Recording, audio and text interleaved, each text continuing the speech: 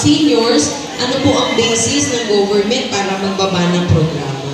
So, ang magiging basis po nun, meron tayong mga senior citizen na nakapaloob po sa ahensya para merong programa na maibaba po para sa inyo. Lalong-lalo na, ang dami na po ng seniors, hindi na maawat. Araw-araw nadadagdagan. At madadagdagan pa yan kasi dumadagdag din yung edad namin. Lahat naman po tayo patungo doon sa edad na yon. Kaya sabi ko, bakit hindi bigang halaga ang mga senior citizen? Alam nga naman si nanay, si tatay, Diyos ko, na-stress pa sa buong buhay niya. Pati ba naman sa gobyerno natin, sa benepisyo, ma-stress ka pa? Di ba parang hindi nyo na po deserve na maramdaman yun? Ang dapat maramdaman nyo na maganda yung gobyerno natin kasi may programa para sa mga nakakatanda. Di po ba? Ang sarap ng pakiramdam. Kayo po, nung nasabihan kayo may online registration, di po ba na-curious ka agad kayo? Abay, malaya na may online registration, ibig sabihin, wala kami pipil up na form. Tapos pagbalik na naman ng ibang ahensya, panibagong forms na naman. So, ito po ang solusyon na mapadali ang mga programa para sa inyo. Kasi yung pagkatapos nyo pong marehistro, mayroon pong lalabas dyan ng RRN number, yung Registered Reference Number, na kung saan kailangan itago nyo po yung number na yun, dahil yun po ang magsasabi at magbe-verify na kayo po ay rehistrado na online. Itago nyo lang po muna yun, hanggang nandyan na po ma-implement ang programa, binigay nyo po yung number nyo, makikita na kaagad yung record ninyo. So, hindi na naman i-interview na naman kayo, pipicture na naman kayo paulit-ulit. Ito po mapapabilis, pagkita ng inyong status, mabilis na po syempre din yung assessment kung paano ba ito pwede sa inyong maitulong.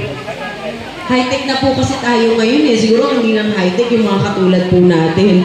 Kasi ako hindi rin po ako ma-high-tech na tao, pero syempre, ang maganda lang dito, ang advantage lang, napapabilis din po yung communication natin sa mga ahensya. At yung ahensya naman, mapapabilis din ang communication sa mga tao, lalo na kung may database po tayo pinagbabasihan. Si tatay nalulungkot na, sabi, Diyos ko, nagugutom na ako, ano ba ito, nahihilo na. Tayo, maniwala ka ba, hindi pa rin po kami talaga kumakain. Nagsasabi lang po kami ng totoo kasi nga, syempre, nagkita-kita pa po kami. Pero excited po kami every time na kami po ay bumababa. Kasi kung pwede ko lang po kayo kausapin isa-isa. Alam po ninyo, kapag meron akong mga ganitong online registration, bumababa po ako sa mga bedridden na ating mga senior citizen. Ako po yung personal na pumupunta sa kanilang tahanan para i-rehistro sila online. At the same time, makita rin natin talaga yung kalagayan po ng ating mga senior citizen. Sabi ko nga, madali lang sabihin, tutulong ako! Gagawin ko to! Bababa! Kaya lang, kung hindi ka naman bumababa, hindi mo naman talaga nakikita yung kalagayan, paano mo masasabi, anong itutulong mo? Kaya ako po talaga, hands-on po ako sa pagbaba sa bawat barangay. Kaya siguro, nabibigyan nila ng malis na akala nila politiko, eh, Diyos ko naman, hindi pa nga po ako nakaupo eh. How I wish na sana, pero sabi ko nga, yung pagiging isang tao ko po, siguro natutunan ko rin sa aking lolo at lola, sa aking mga magulang, na ang pagiging makatao, yung pagtingin nyo po sa tao, yung pag-unawa ninyo, na magbigay ka ng respeto at pagmamahal sa kahit ano pang sitwasyon natin.